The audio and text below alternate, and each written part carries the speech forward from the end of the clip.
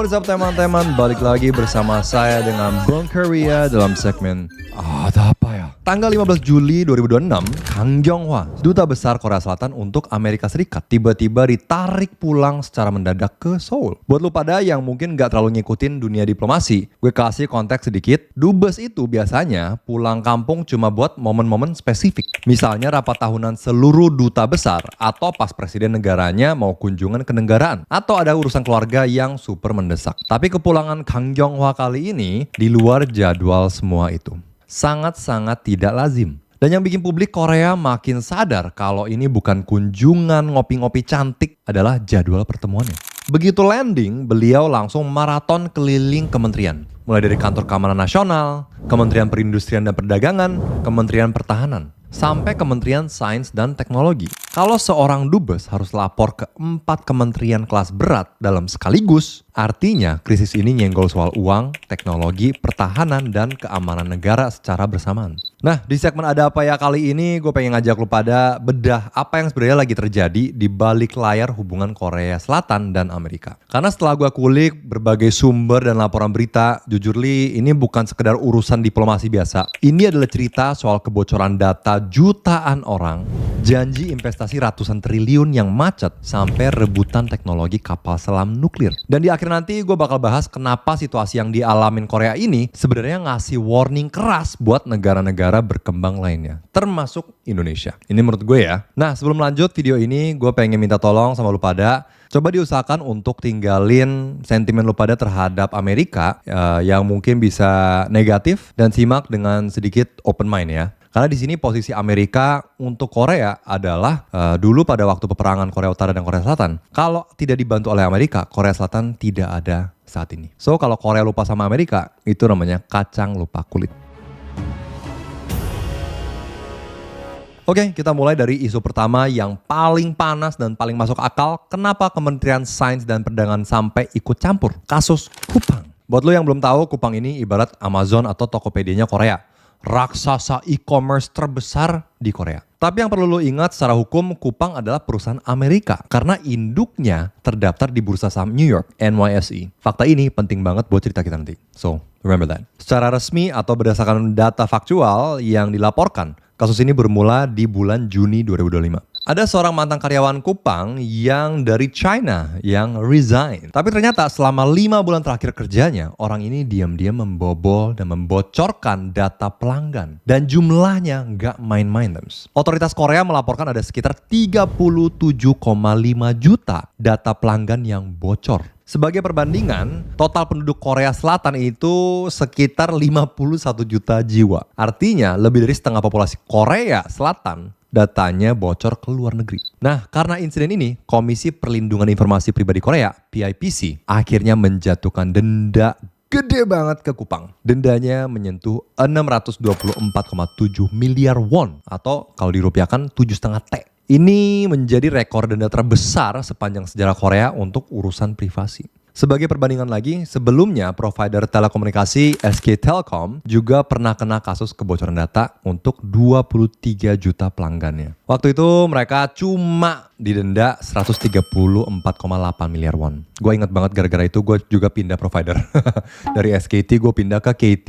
Nah, jadi denda Coupang ini berkali-kali lipat lebih besar. Otoritas Korea bilang perhitungannya memang ada rumusnya sendiri. Nggak murni cuma dari jumlah kepala gitu ya. Nah, sampai di sini, ini bisa terdengar seperti kasus kebocoran data perusahaan biasa kan ya. Tapi wait until you guys hear kelanjutannya. Menurut klaim dari pihak Coupang yang diungkap di persidangan dan Chongmunhae, yaitu dengar pendapat di parlemen, laptop yang berisi data 37,5 juta pelanggan itu diduga dibawa kabur ke China oleh si pelaku dan dibuang ke sebuah sungai atau perairan di sana. And then Coupang mengklaim bahwa NIS, National Intelligence Service, ini kayak BIN-nya Korea Selatan gitu ya. Mereka perintah ke Coupang untuk ngambil kembali laptop itu. Akhirnya Coupang katanya sampai menyewa penyelam lokal di China untuk cari laptop itu di dasar sungai. Lu bayangin, perusahaan e-commerce nyewa diver di negara komunis yang punya aturan anti-spionase super ketat buat ngambil barang bukti intelijen. Kalau ketahuan ini jatuhnya bisa operasi semi mata-mata gitu ya. Dan secara fakta, BIN-nya Korea Selatan, NIS, mereka bantah keras klaim ini. Mereka bilang, kami nggak pernah merintahin itu keputusan Kupang sendiri gitu ya. Bahkan NIS sampai minta otoritas buat tuntut pejabat Kupang atas tuduhan memberikan kesaksian palsu. Asumsi gue sih ya, NIS pasti ngomong dengan cara memojokkan Kupang agar Kupang tuh seolah nggak ada pilihan lagi selain dari sewa diver ke China. Tapi masalahnya karena Kupang ini perusahaan Amerika, pemerintah Amerika ikutan kepanasan. Awal Juli kemarin, Komite Kehakiman DPR Amerika, House Judiciary Committee, ngeluarin laporan sementara yang isinya nyerang balik pemerintah Korea. Dalam dokumen resminya, politisi Amerika nuduh Korea Selatan sengaja melakukan diskriminasi dan menargetkan perusahaan Amerika secara tidak adil. Dan laporan itu membeberkan angka-angka sepanjang tahun 2025 aja, Kementerian Tenaga Kerja Korea menginspeksi Kupang sampai 400 kali. Ratusan staf Kupang harus standby tiap hari cuma buat ngeladenin inspeksi itu. Belum lagi denda dari lembaga anti monopoli yang mencapai 162 miliar won. Wait, anti monopoli, what's that about? Nih, gue jelasin. KFTC, ya, Korea Fair Trade Commission itu ibarat KPPU-nya Korea Selatan. Tugas mereka ngawasin persaingan usaha supaya adil. Nah, KFTC menuduh Kupang melakukan kecurangan algoritma, manipulasi search ranking, dan review-review palsu gitu ya. Di aplikasi Kupang, kalau lu nyari barang, ada filter yang namanya Kupang Ranking. Jadi kita bisa lihat barang-barang yang paling best selling, mungkin di harinya, atau mungkin di minggunya atau bulannya, I don't know. Tapi yang penting adalah filter itu. Nah, KFTC menuduh sejak 2019 sampai 2023, Kupang sengaja ngotak-ngatik algoritma pencariannya supaya produk private brand mereka, yaitu milik Kupang sendiri, kayak merek Tamsa atau Comet, selalu muncul di urutan paling atas. Nah, produk-produk ini ngalahin produk dari seller-seller pihak ketiga yang jualan di sana. Dan selain itu, KFTC juga menemukan kalau Kupang mengerahkan lebih dari 2.200 karyawannya untuk tulis sekitar 72.000 review bintang 5 buat produk-produk mereka sendiri supaya kelihatan laris dan bagus. Nah, gara-gara ini, KFTC jatuhin denda sebanyak 162,8 miliar won, sekitar 1,9 T rupiah. Dan ini adalah denda terbesar sepanjang sejarah Korea untuk sebuah perusahaan retail.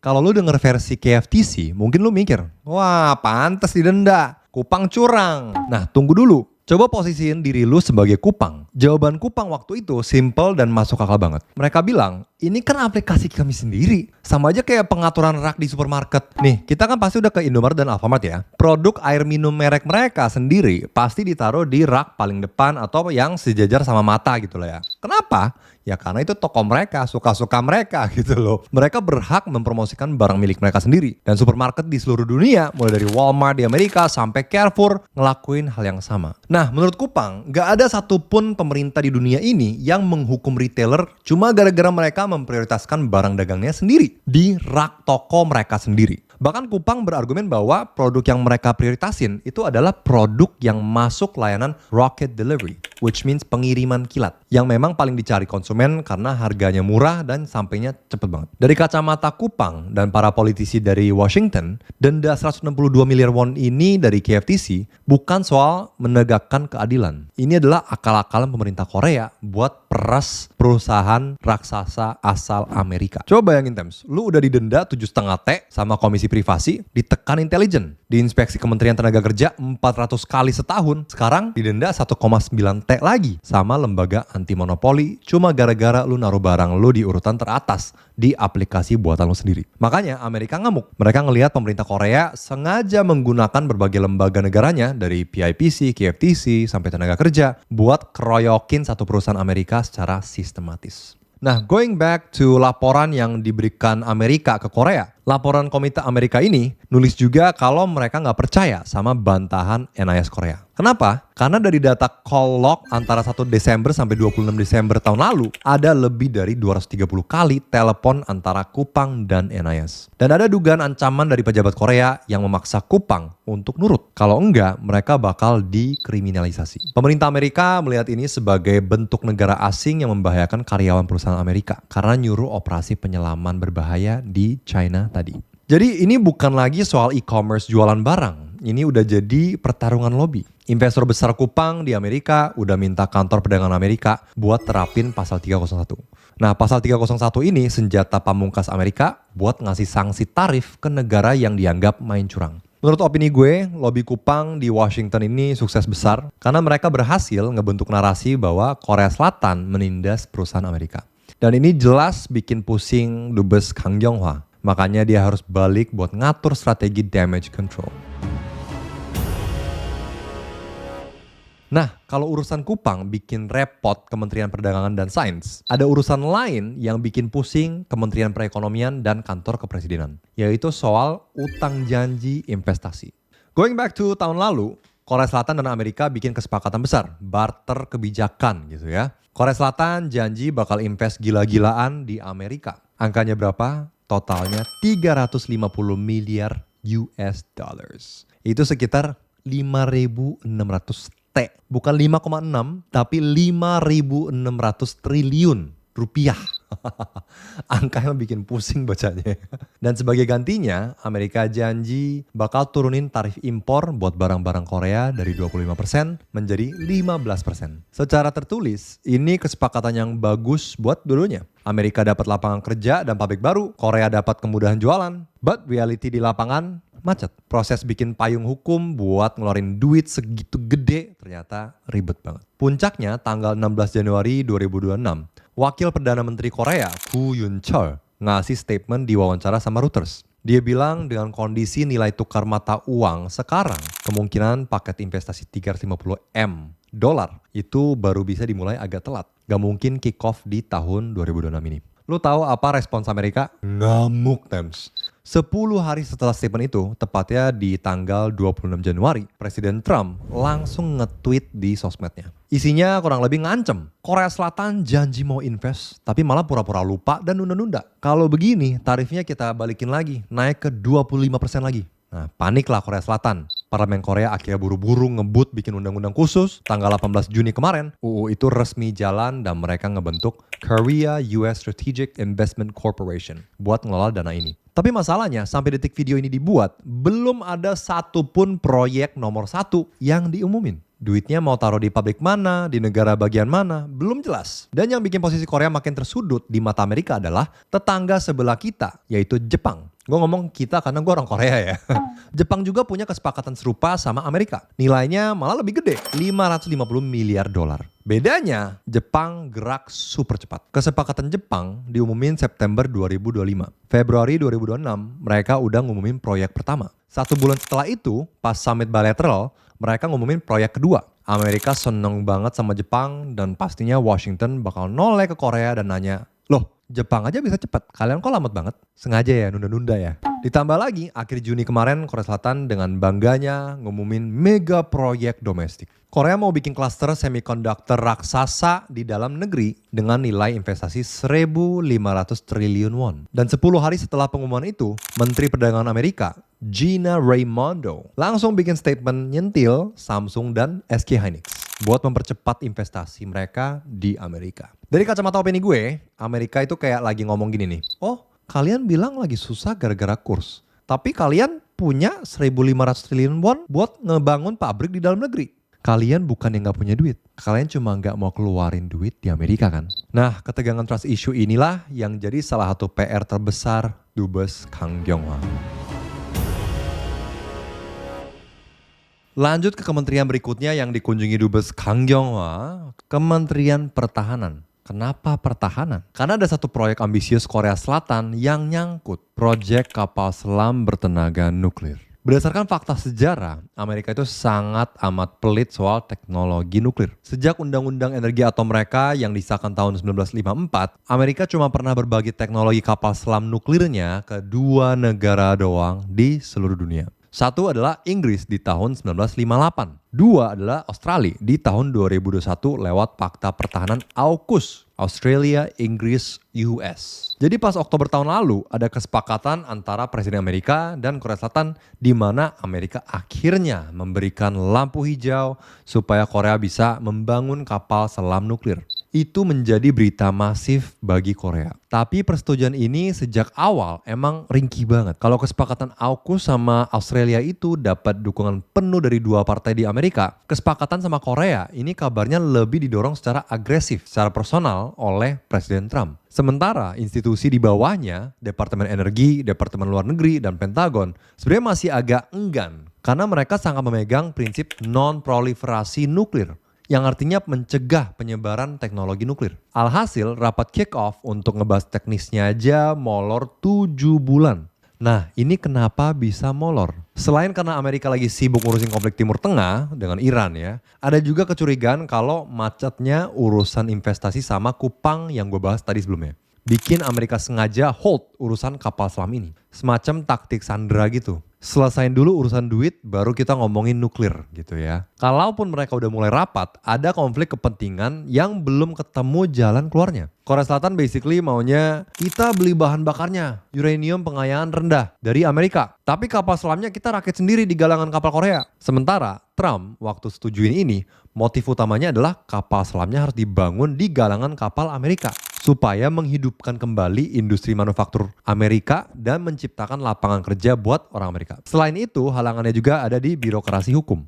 Saat ini Amerika dan Korea memang punya perjanjian nuklir yang namanya 123 Agreement. Tapi perjanjian ini murni buat reaktor nuklir sipil, buat listrik. Kalau mau transfer nuklir buat militer, Amerika harus bikin undang-undang atau perjanjian khusus yang baru. Dan secara aturan Amerika, Presiden harus masukin draft kesepakatan ini ke Kongres, which is DPR dan Senat. Dan Kongres punya waktu 60 hari berturut-turut untuk mereview. Kalau dalam 60 hari nggak ada penolakan mayoritas, baru disahkan. Catatannya 60 hari ini adalah hari di mana Kongres benar-benar aktif bersidang. Nggak boleh kepotong reses atau libur panjang. Nah, padahal tanggal 3 November 2026 besok, Amerika bakal ngadain pemilu sela. Banyak prediksi bilang kalau Partai Demokrat bakal ngambil alih DPR. Ini masih kemungkinan besar ya, belum kepastian tapi kemungkinan besar. Nah, kalau sampai akhir tahun ini kesepakatannya belum diketok palu dan tahun depan DPR-nya dikuasai oposisi, habislah harapan Korea Selatan. Nah, makanya mereka lagi ngebut berpacu sama waktu. Dan bagian terakhir yang bikin situasi bulan Juli 2026 ini benar-benar kritis adalah laporan dari militer Amerika sendiri. Setiap tahun, Departemen Pertahanan Amerika itu wajib ngeluarin anggaran pertahanan lewat undang-undang yang namanya NDAA, National Defense Authorization Act. Bulan ini, which is Juli ya, laporan NDAA untuk tahun 2027 udah mulai dirilis sama Komite Angkatan Bersenjata di Kongres. Dan ada satu section di laporan itu yang bikin petinggi di Seoul keringat dingin. Judul sectionnya adalah Assessment of Malign Influence of the Chinese Communist Party in the Republic of Korea. Yang artinya penilaian terhadap pengaruh jahat Partai Komunis China di Republik Korea. Ini fakta yang harus digarisbawahi, Tems. Ini pertama kalinya Korea Selatan secara eksplisit dimasukkan ke dalam daftar negara yang harus dievaluasi pengaruh China-nya di dalam Undang-Undang Pertahanan Amerika. Biasanya Amerika cuma masukin negara-negara di Balkan, Amerika Selatan, atau Afrika buat dievaluasi soal ini. Negara-negara yang dianggap rentan disusupi China.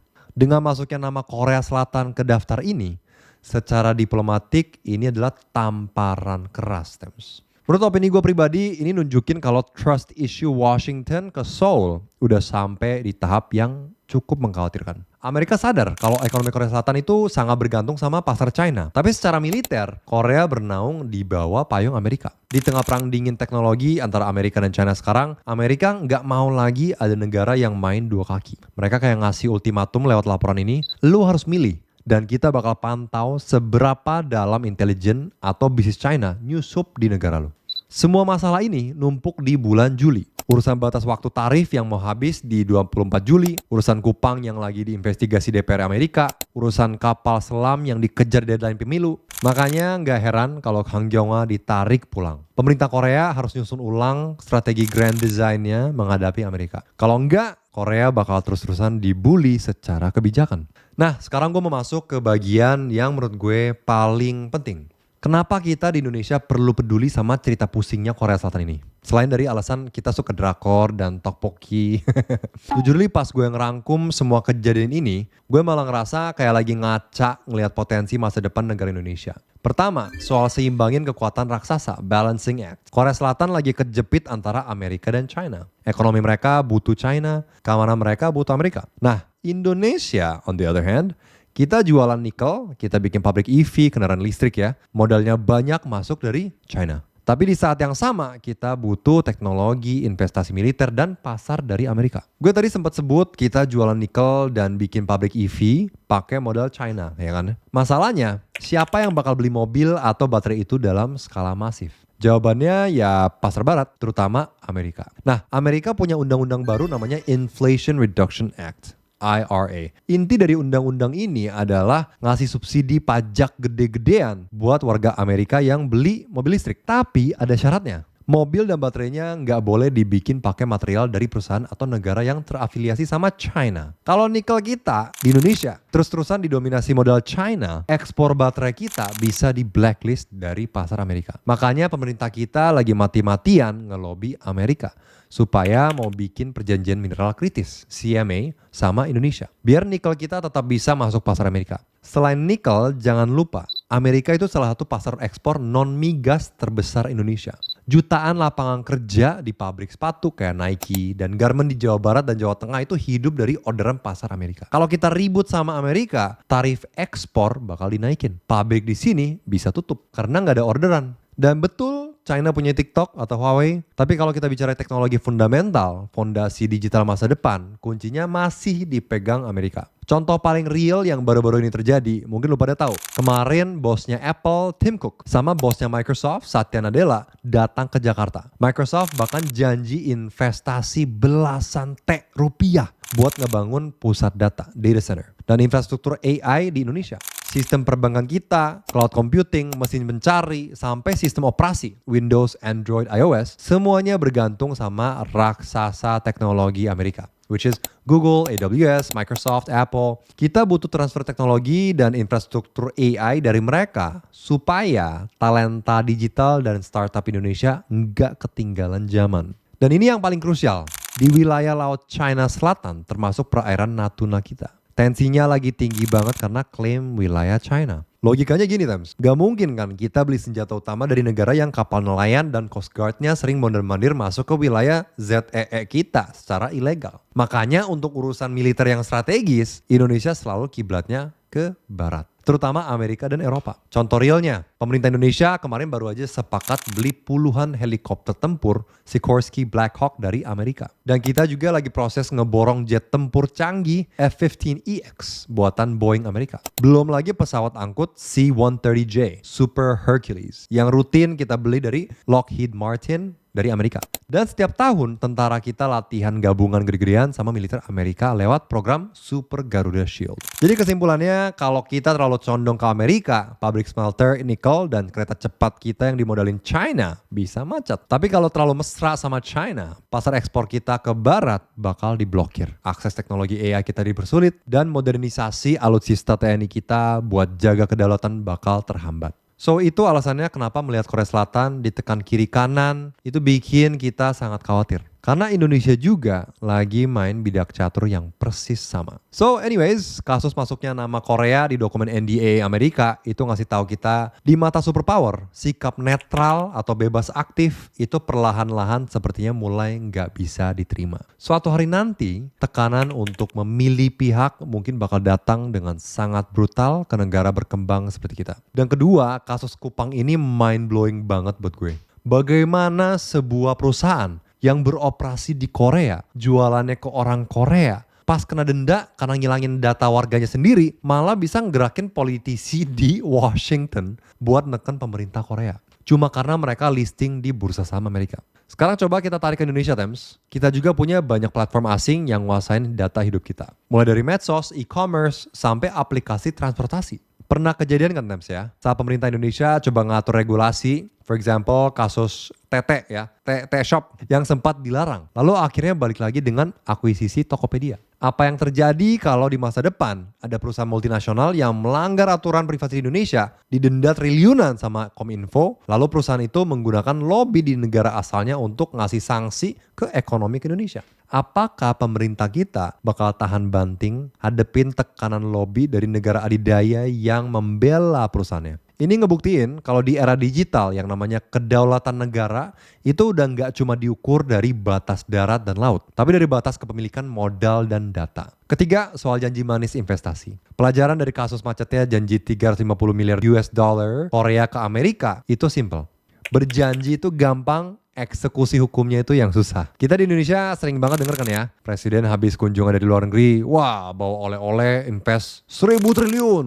Tapi realisasi di lapangannya kadang nggak ada berita lanjutan. Jadi orang-orang nunggu terus gitu ya. Entah karena masalah pembebasan lahan, regulasi yang tumpang tindih, atau birokrasi. Bedanya kalau kita janji ke negara sebesar Amerika dan kita nggak nepatin, mereka bisa dengan gampang ngeluarin senjata sanksi tarif atau nyandra teknologi militer yang lagi kita butuhin. Kayak kasus kapal selam nuklir Korea tadi. So Thames, narik pulang seorang duta besar secara dadakan itu bukan sekedar urusan check-in pesawat. Itu adalah alarm tanda bahaya bahwa ada sesuatu yang konslet di ruang mesin diplomasi Korea Selatan. Korea sadar punya uang 1.500 triliun won buat bikin pabrik sendiri aja nggak cukup kalau secara geopolitik lu masih bisa ditekan kanan kiri. Sekarang gue pengen lempar pertanyaan sama lu pada, kalau lu ngelihat posisi negara-negara yang ada di tengah-tengah pertarungan superpower kayak Amerika dan Cina, menurut kalian strategi terbaik apa yang harus diambil? Apakah menurut kalian Indonesia harus tetap ngotot ngejalanin sistem bebas aktif, jualan ke siapa aja ya walaupun ditekan? Atau justru kasus Kupang tadi bikin kalian sadar kalau kita butuh undang-undang perlindungan data yang lebih tegas dan gak takut sama backlash investor asing.